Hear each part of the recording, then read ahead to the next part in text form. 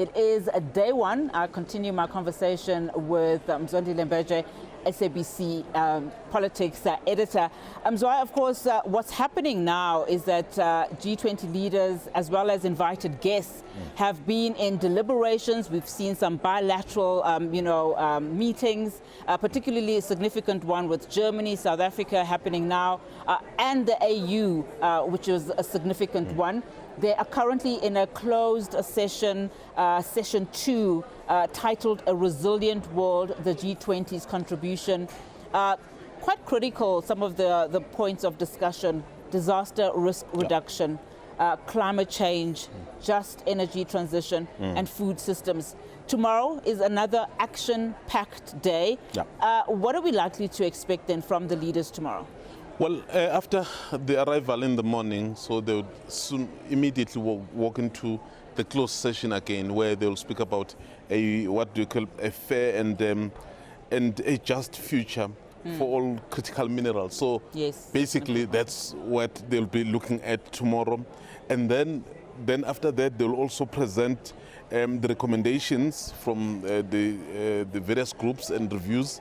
And then there will be that adoption of the Johannesburg Leaders document, which is the declaration that has already been adopted, basically. We know that they've agreed to adopt it, so it will be done then formally.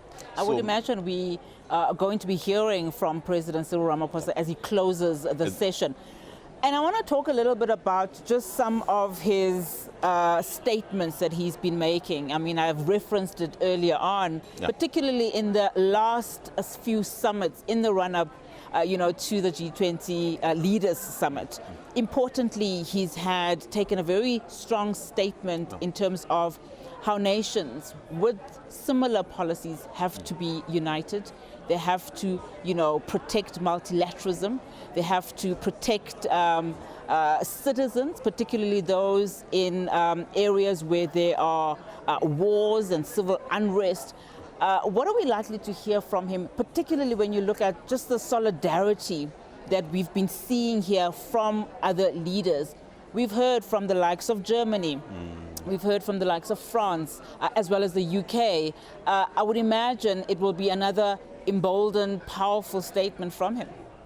I know perhaps many people may not agree with me on this one, but I'm going to say it because having looked at the situation and everything around it, the non-attendance of the United States could be a blessing in disguise for South Africa and President Ramaphosa's leadership. I will tell you why I'm saying this. Obviously, it would be nice to have them here. They are an important economy, the most powerful economy in the world. But this is what it has done, the unintended consequences of the actions of the United States. It has placed South Africa's leadership to the fore. It has placed the leadership of South Africa to the globe. Everyone knows that South Africa can lead. South Africa has a voice, small as it is, but it can lead. Why I'm saying that, wherever there is a US president, more so the President Trump, the attention shifts completely to being about President Trump. And I'm actually speaking this from experience. One of the G20 conferences I attended in 2017 in Hamburg, Germany, where President Trump was attending for the first time, I can tell you that, in fact, we were even saying with the media there, that conference was a Trump show because his nature, I mean, if he were here, everything would be about Trump. So we may have been deprived of the kind of leadership that South Africa has, that the world has seen. Because the fact that South Africa is part of so many other institutions that are important, it's because of the kind of role it's playing. So sometimes it can get overshadowed. But this kind of action where it's forced to come out, and you can already see. I mean, you remember when the president went to the US, of course, those exchanges at the White House. After that, who said anything from the African continent to defend perhaps the president? No one. You remember Zelensky when he went to the US and similar thing happened.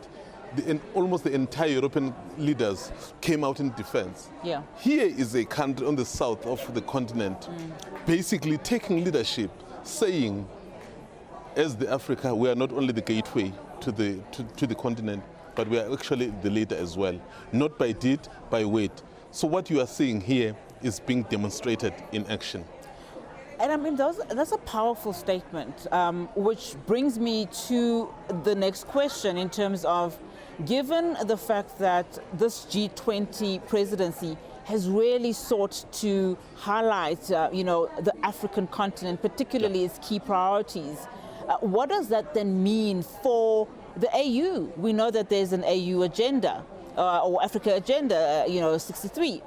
What does that then say in terms of the next steps for South Africa playing this role within the continent? It's even better, Unati, now that the AU is now part of the G20. Yeah. So I think they were added about 2 years ago. I stand correction, but I think I'm correct. So they were added to be part of the G20 like the EU. Remember the EU, which represent about 26 members, is part of the G20. AU representing some 54 members, they are part of the G20. So that tells you whatever issues that are being taken up, the AU is there to be able to then take them, to be able to take them to member states, so that in terms of development, everyone is aligned. Fantastic. Mzwandile, thank you so much. Of course, we are going to continue having all of these conversations with our experts, as well as our senior members of the SABC News, just unpacking what is unfolding here at the Nasrec Center. That's where the day one of the G20 Leaders Summit is taking place.